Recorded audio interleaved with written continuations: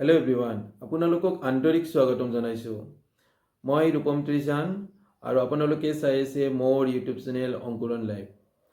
যোৱাকালি মাননীয় CM ছাৰে ফেচবুক লাইভ যোগে আহি বহুকেইটা বিষয়ৰ ওপৰত তেওঁৰ নিজৰ বক্তব্য ৰাখিলে আৰু বাকী যিবোৰ বিষয় আছিল সেই বিষয়ৰ পৰা আমি আঁতৰি আহি আমাৰ যিটো নিযুক্তিৰ বিষয় সেই বিষয়টোক আমি বিষয়বস্তু হিচাপে লৈ আজিৰ এই ভিডিঅ'টো বনাবলৈ চেষ্টা কৰিছোঁ। মই ভিডিঅ'টো আগবঢ়াইছোঁ, আপোনালোকে চাই ল'ব। বহুতে মোক এইকেইটা দিন সুধি আছে যে ADREৰ অৰেলবিলাক কেতিয়াৰ পৰা আৰম্ভ হ'ব। আপোনালোকে জানে যে ADREত বিশেষ কেইটামান পৰীক্ষা অনুষ্ঠিত হৈছিল।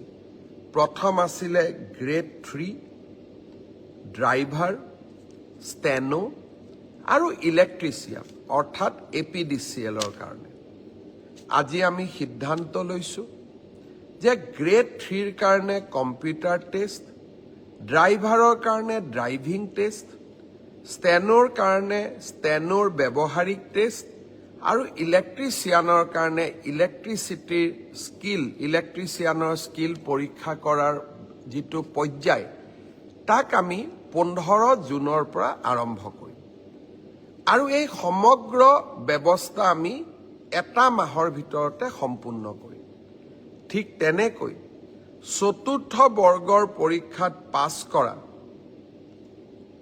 প্ৰাৰ্থীসকলৰো অৰেল আমি 15 জুনৰ পৰা আৰম্ভ কৰিম আৰু এমাহৰ ভিতৰত ইয়াক আমি সম্পূৰ্ণ কৰিম। অলপ আজি বা কালি বা পৰহি ৰাজ্য চৰকাৰে আপোনালোকক আনুষ্ঠানিকভাৱে দিন আৰু বাৰ আপোনালোকক জনাব। যিসকলে লিখিত পৰীক্ষা পাছ কৰিছে তেওঁলোকে এতিয়া কম্পিউটাৰ টেষ্ট, ড্ৰাইভিং টেষ্ট বা স্কিল টেষ্ট বা মৌখিক পৰীক্ষাৰ কাৰণে তেওঁলোকে যেন সাজু হয়। 15 জুনৰ পৰা এই প্ৰক্ৰিয়া আমি আৰম্ভ কৰিম।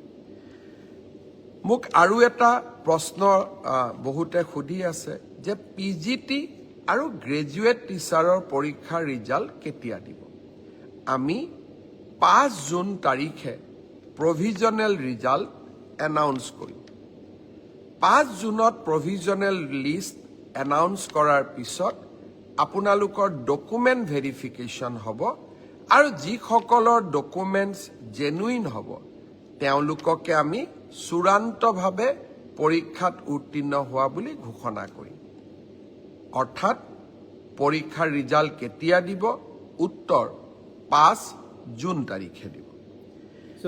কেণ্ডিডেটবোৰে CM ছাৰে কোৱা কথাবোৰ শুনিলে আৰু যিখন আনুষ্ঠানিকভাৱে নটিফিকেশ্যন আহিবলগীয়া বাকী আছে সেইখনলৈ অপেক্ষা নকৰি কেণ্ডিডেটবোৰে সাক্ষাৎকাৰৰ বাবে নিজৰ প্ৰস্তুতি আৰম্ভ কৰি দিব পাৰে। আজিলৈকে ধন্যবাদ।